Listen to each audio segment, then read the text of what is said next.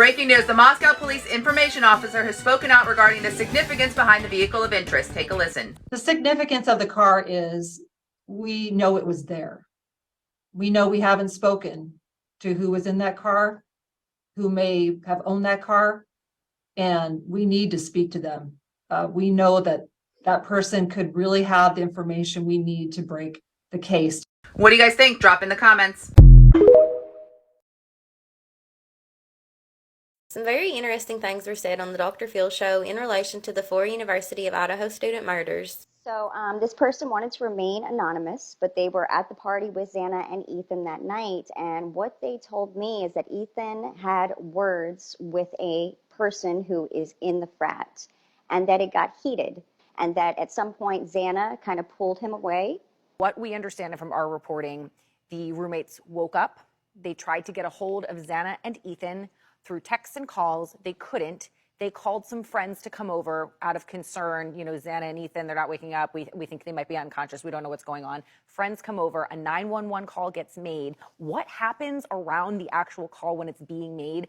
There's a lot of speculation online about what exactly went down and why the call was for an unconscious person and not victims of a brutal stabbing. Copious amounts of blood are going to be at the scene.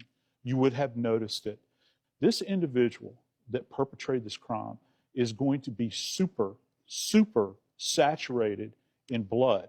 So there would have been a trail perhaps leading out of the bedroom, up the staircase, back down, whatever their points of egress were to get out of this place. You're going to have blood droplets everywhere. I would probably suspect you might even have bloody footprints, maybe contact areas on the wall, because they will just be covered in blood, even if they're wearing gloves. How could you not see that when you walk in? Nobody wants to hear it and nobody wants to say it, but they messed up. No way a small-town police department that hasn't dealt with a homicide in 7 years is in charge of this case. This case was handed out to the FBI ages ago, and they probably already have a profile of the killer. What you're seeing is what they want you to see, which is buffoonery. They want the killer to think that they're smarter than the police, because that's how they're going to catch him. He'll screw up. I think this was a thrill kill. I think they were after the women, and once they were done with the women, they were so hyped up on adrenaline, that's when they were able to take out Ethan and Xana. But I don't think that was the plan.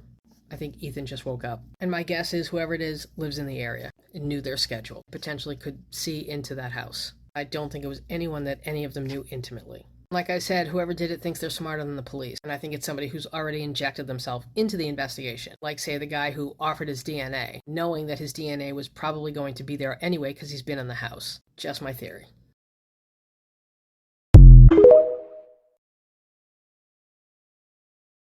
Good morning, it's December 10th, and like you, if you woke up, you saw that the police department did in fact release a new updated statement. It is factual. I'm going to show you where you can go directly to their website, to their press releases, and find this document, and then I'm going to break it down for you. Okay, we're going to discuss solely the facts because that's what we do on this page. And above me is the featured news on their official website, 12/9 homicide update. Let's break it down. At this time, the following are not believed to be involved: Bethany and Dylan, the surviving roommates, the male in the food truck video, the private party driver for Kaylee and Maddie, any individual on grounds when the 911 call was made, and the person who moved out of the lease was not present at the time of the incident. No suspect has been identified at this time. There are no weapons in custody. Murphy the dog was found unharmed in a home. We have contacted all local businesses to determine if a knife was recently purchased, as well as pulling video footage from the time of 3 a.m. to 6 a.m. with local businesses. Detectives have also seized 3 dumpsters local to King Street to look through for evidence and to protect the investigation's integrity. Remember, specific details from the forensics crime lab that have come in will not be released. They have confirmed the timeline, okay? Kaylee and Madison were at the Corner Club from 10 p.m. to 1:30 a.m. Kaylee and Madison were seen on the video at the local food truck at 1:40 a.m. They arrived home to King Street at 1:56 a.m. Ethan and Xana were seen at Sigma Chi at 1:45 a.m. It is believed that they had returned home. Ethan was in fact visiting. He did not live at the residence. Both Bethany and Dylan were believed to have been out and returned home to the residence at 1 a.m. The 911 call that was made is still not public record. At 11:58 a.m., a 911 call was made from one of the survivors' phones for an unconscious person. Yes, friends were summoned to the house before the 911 call was made and police officials arrived. Autopsies were done on 11/17. Determined cause of death was stabbing. 4 victims were likely asleep. Some had defensive wounds, no sign of sexual assault. Detectives have been collecting video surveillance from the surrounding businesses, as discussed, and the Kaylee stalker theory has been thrown out and verified at this time to not have identified a stalker. We have not changed our belief that the murders were targeted. However, we have not concluded if they were targeted on the home or the occupants. Reports surfacing on the red Mustang have nothing to do to this. The identity of the 911 caller has not been released. The skin dog is not to believe connected. The police is strongly encouraging the public to rely on credible sources. You could be subjecting yourself to criminal charges if you are speculating and spreading rumors on this case. Stick to the facts, people. This TikToker made the following disturbing TikTok video before fatally shooting 16-year-old Caitlin Stone.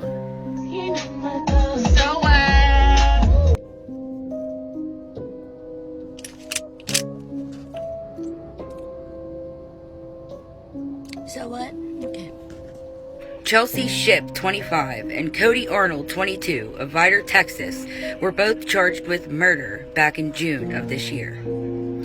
The killing occurred back on March 26th of this year.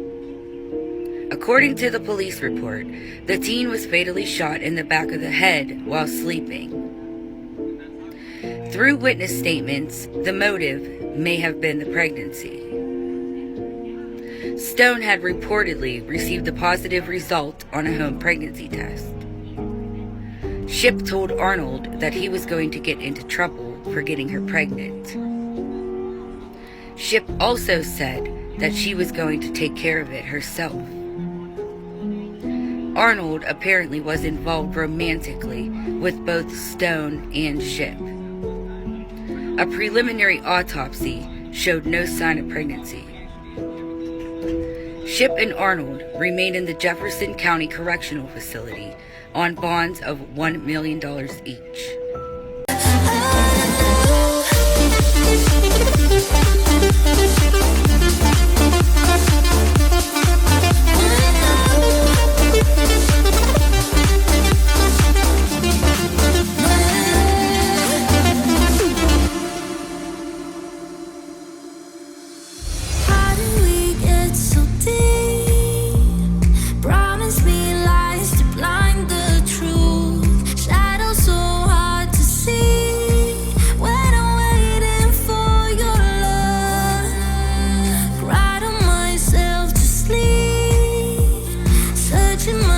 The 911 call happened a little before noon on Sunday. It was made from one of the surviving roommates' phones, but the cops were very specific in not saying that it was one of the surviving roommates who made the call. It was made from their phone. There were several people in the house at that time.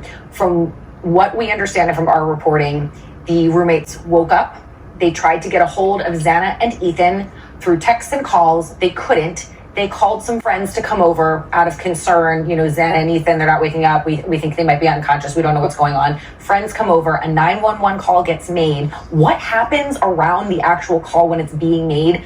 There's a lot of speculation online about what exactly went down and why the call was for an unconscious person and not victims of a brutal stabbing. How would they say unconscious if they didn't try to arouse them? And if they tried to arouse them, how would they not see blood from a double stabbing of this couple?